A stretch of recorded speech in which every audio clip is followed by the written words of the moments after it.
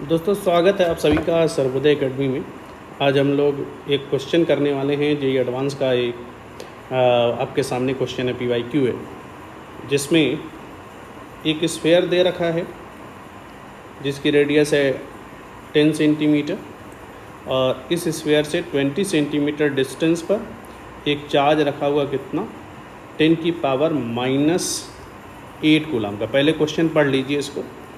तो 10 सेंटीमीटर का हमारे पास 10 सेंटीमीटर रेडियस का एक स्फेयर है, चार्ज है 10⁻⁻8 कूलम, जो स्फेयर के सेंटर से 20 सेंटीमीटर डिस्टेंस पर रखा हुआ है।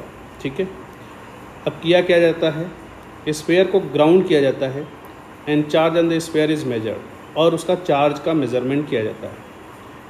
फिर क्या होता है भाई, the grounding is then removed and subsequently the point charge is moved by a distance of 10 centimetre. फिर ग्राउंडिंग हटा दिया जाता है और 10 सेंटीमीटर और दूर कर दिया जाता है चार्ज को।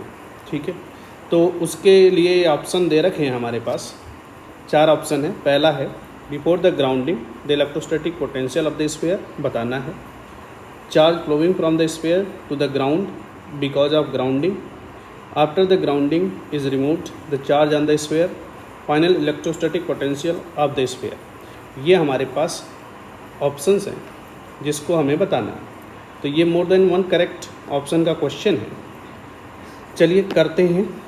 तो भाई क्या क्या दे रखा है, हमारे पास एक स्फीयर है, स्फीयर बना लेते हैं। स्फीयर की रेडियस कितनी दे रखी है, रेडियस है 10 सेंटीमीटर। यहाँ से 20 सेंटीमीटर पर 10⁻⁻8 कूलम चार्ज रखा गया है।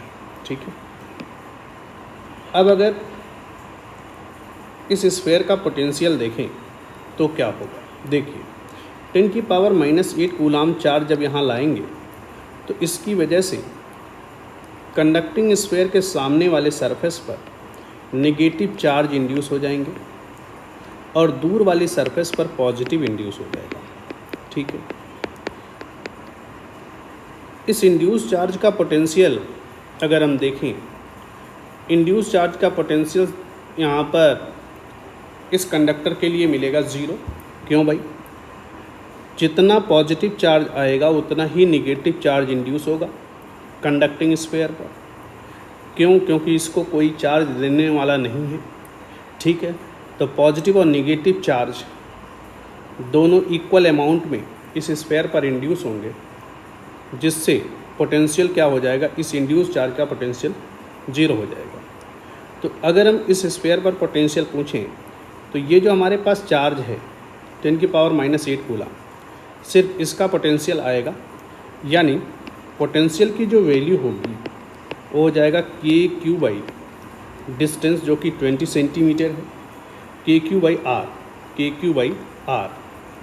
अब हम यहाँ पर वैल्यूज़ पुट कर दें तो K की वैल्यू हमारे पास है 9 × 10⁹, Q की वैल्यू है 10⁻⁻8 और R है 20 सेंटीमीटर, दैट इज़ 20 × 10⁻⁻2 मीटर। तो यहाँ से हमें सॉल्व करने के बाद क्या मिलेगा भाई, ये मिल जाएगा 9 × 10⁻²/2 दैट इज़ 450 वोल्ट। तो पहले ऑप्शन में जो पोटेंशियल होना चाहिए वो 450 वोल्ट का होना चाहिए। क्या दिया हुआ है यहाँ पे, before the grounding the electrostatic potential of the sphere is 450 volt. तो ये हमारा करेक्ट ऑप्शन है, यानी फर्स्ट ऑप्शन इज़ करेक्ट। ठीक है, ऑप्शन ए इज़ करेक्ट है, option A is correct, option A हमारा यहाँ पर करेक्ट ऑप्शन है। चलिए अब बी पर आते हैं।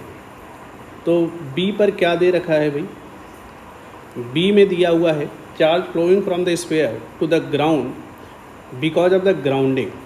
अब इस स्फीयर को हम ग्राउंड कर देते हैं, इसको क्या किया जा रहा है, ग्राउंड किया जा रहा है।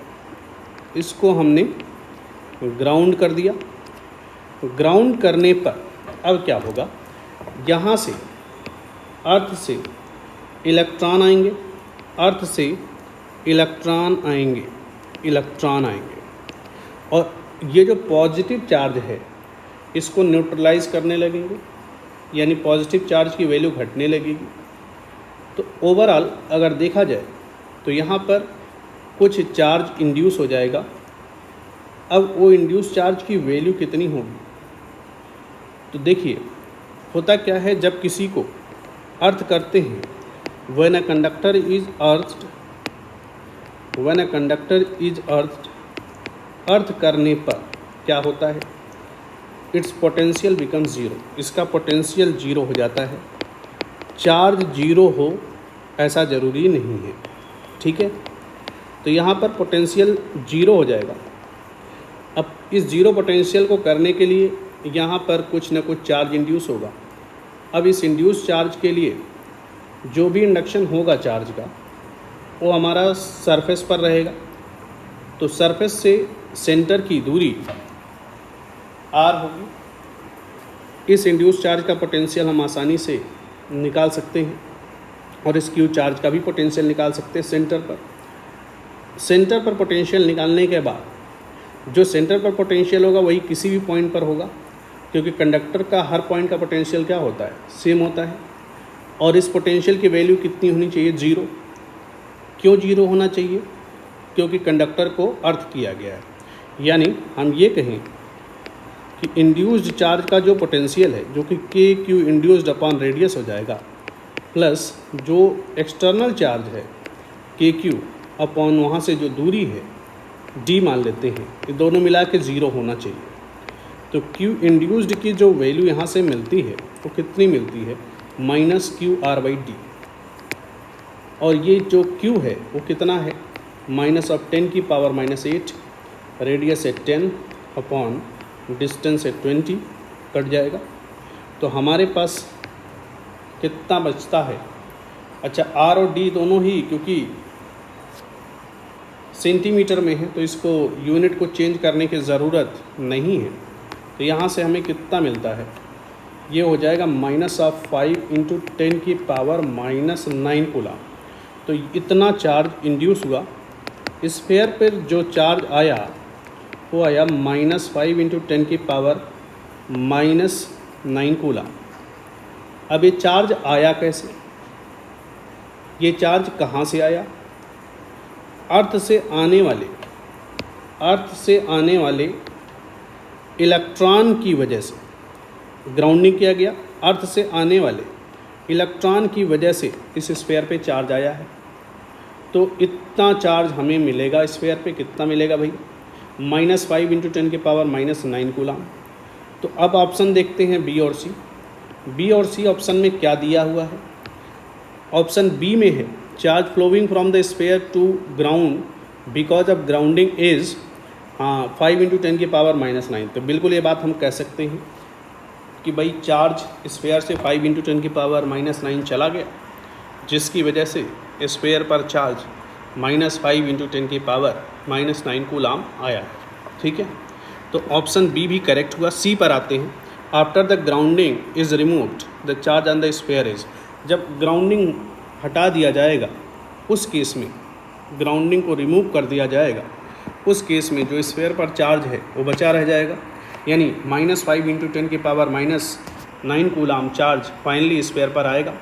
तो बी और सी ऑप्शन भी करेक्ट है। Option B and option C is correct. Option B and option C is correct. ठीक है, option B and option C is correct, ये भी करेक्ट है। अब चलते हैं फाइनल ऑप्शन की ओर। फाइनल ऑप्शन में जो दे रखा है, क्या दिया हुआ है, the final electrostatic potential of the sphere. भाई फाइनली किया क्या गया है, ये सब होने के बाद चार्ज को 10 सेंटीमीटर और दूर कर दिया गया है, यानी distance of charge from sphere 10 centimetre हो जाएगी, और स्फीयर पे इस समय इतना चार्ज आ गया। ठीक है, यानी ये फाइनल डी ऑप्शन के लिए हमारे पास जो सिचुएशन है वो कुछ ऐसी है, इस तरह से कुछ सिचुएशन है कि एक स्फीयर है जिस पर चार्ज है माइनस 5 इंटू 10 की power minus 9 coulomb, radius 10 centimetre है और इससे 30 सेंटीमीटर डिस्टेंस पर कोई चार्ज रखा है 10 की पावर -8 कूलम। ठीक है, अब इसका पोटेंशियल हमें बताना है। The final electrostatic potential of the sphere का पोटेंशियल बताना है। तो एक काम करें, दोनों चार्जेज की वजह से पोटेंशियल निकाल लें और ऐड कर दें। पोटेंशियल हमारा स्केलर क्वांटिटी होती है, तो -5 × 10 की पावर -9 कूलम का जो पोटेंशियल हुआ वो कितना हुआ कि Q induced upon R plus कि और ये जो एक्सटर्नल वाला चार्ज था अपॉन डिस्टेंस जो कि 30 सेंटीमीटर हो जाएगा। तो ये हो जाएगा हमारा K × -5 × 10 की पावर -9 अपॉन डिस्टेंस हमारा आ जाएगा R रेडियस है, ये रेडियस हमारा हो जाएगा 10 सेंटीमीटर, यानी 10 × 10 की पावर -2 प्लस आओ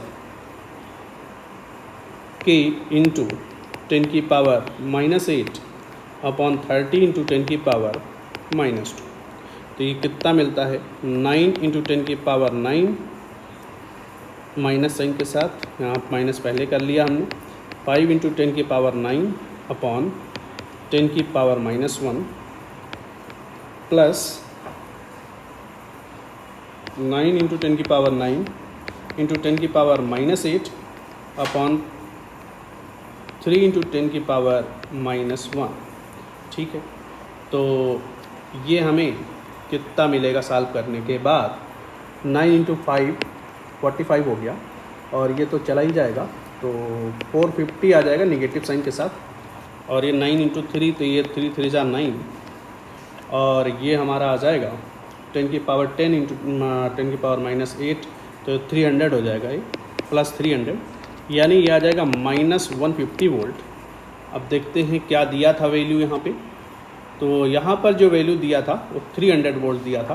तो डी ऑप्शन क्या होगा यहाँ पे, ऑप्शन डी इज़ इनकरेक्ट। तो हमने क्या देखा, हमारे पास इस क्वेश्चन के लिए, ठीक है, हमारे पास इस क्वेश्चन के लिए A, B and C correct है। A, B, C and are correct options. यहाँ पर A, B, C correct option है।